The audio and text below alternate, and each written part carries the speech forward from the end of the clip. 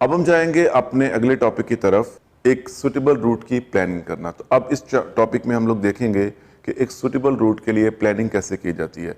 Bye planning a suitable route motorist can save. जब आप planning करके जाते हैं, जैसे कि आपने कल फॉर एग्जांपल आपने जाना है, आपने किसी दूसरे कंट्री में जाना है या आपने किसी दूर के डेस्टिनेशन पे जाना है, तो उसके लिए बड़ा इंपॉर्टेंट है कि आप पहले से प्लान करें। जब आप पहले से उसके लिए प्लानिंग करते हैं तो इससे आपको मुंदरजा झेल फ़वाइद हासिल होते हैं। सबसे पहले आप अपना टाइम सेव कर सकते हैं, आप अपना पैसा सेव कर सकते हैं, आप अपना फ्यूल सेव कर सकते हैं, आप ट्रैफिक कंजेस्शन को ट्रैफिक को अवॉइड कर सकते हैं।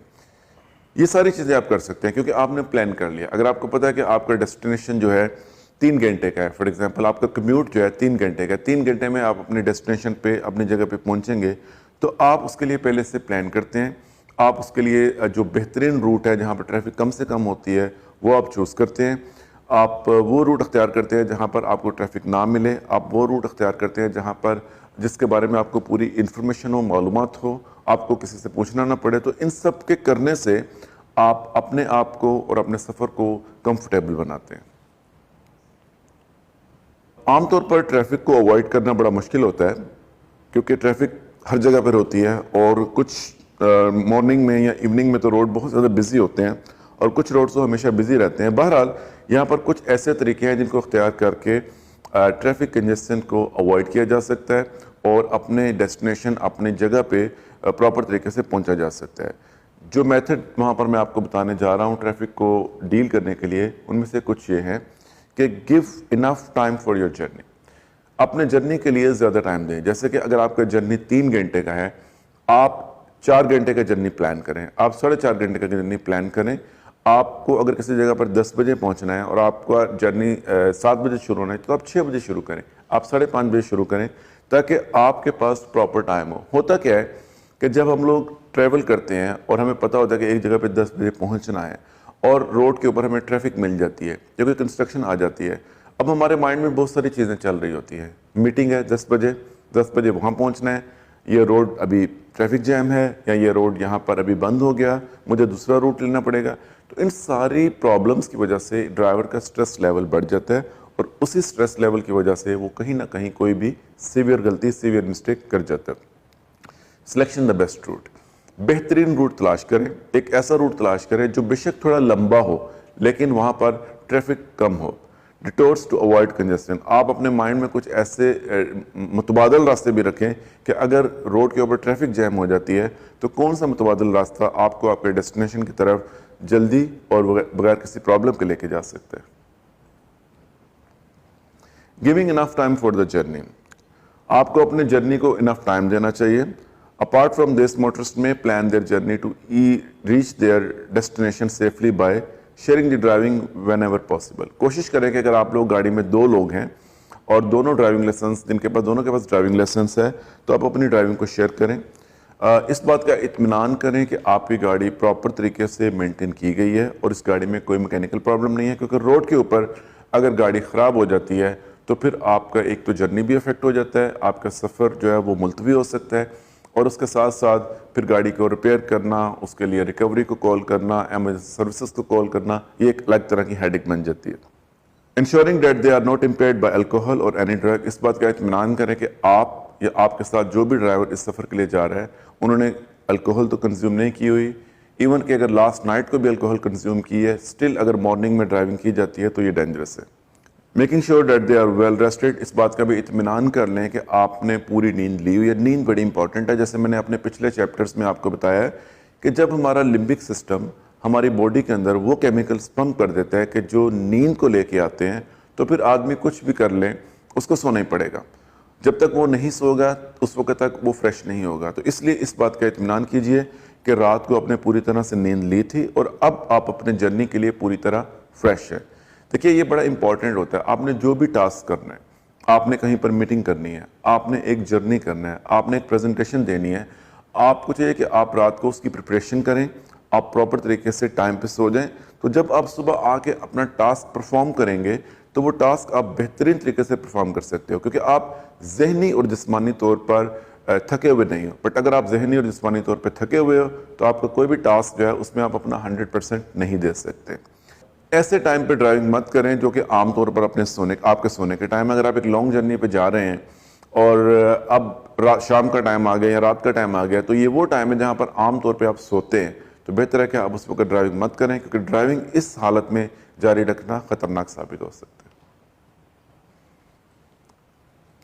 इन case motorist get stuck in traffic jam, अगर आप कभी भी ट्रैफिक जैम के अंदर फंस जाते हैं, स्टक हो जाते हैं, या आपकी कोई ऐसी सिचुएशन आ जाती है जिसके बारे में आपने तसव्वुर नहीं किया था रोड के ऊपर, या आपने जैसे कि कंस्ट्रक्शन आ गई और रोड बंद हो गया, कोई भी ऐसी चीज़ आ गई जो आपने तसव्वुर नहीं की थी, तो पैनिक नहीं हो, पेशेंस रखें और इस बात का इत्मीनान दिलाएं अपने आप को कि ये आपके कंट्रोल से बाहर है, ये आपके कंट्रोल में नहीं है। Practice some deep breathing exercise to stay calm and feel more focused. अपनी आंखों को, गाड़ी को रोक के थोड़ा टाइम तक बंद करके गहरे सांस लें। जब आप गहरे सांस लेंगे तो आपको थोड़ा अच्छा फील होगा। Avoid distraction and pay attention to the speed and movements of the vehicles around.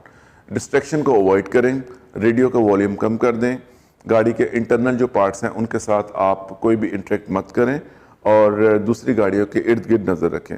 अपनी लेन में रहें जब तक इसको चेंज करना बहुत ज़रूरी नहीं है। अगर बहुत ज़रूरी है तो चेंज करें, नहीं तो कोशिश करें कि आप अपनी लेन में ही गाड़ी चलाएं।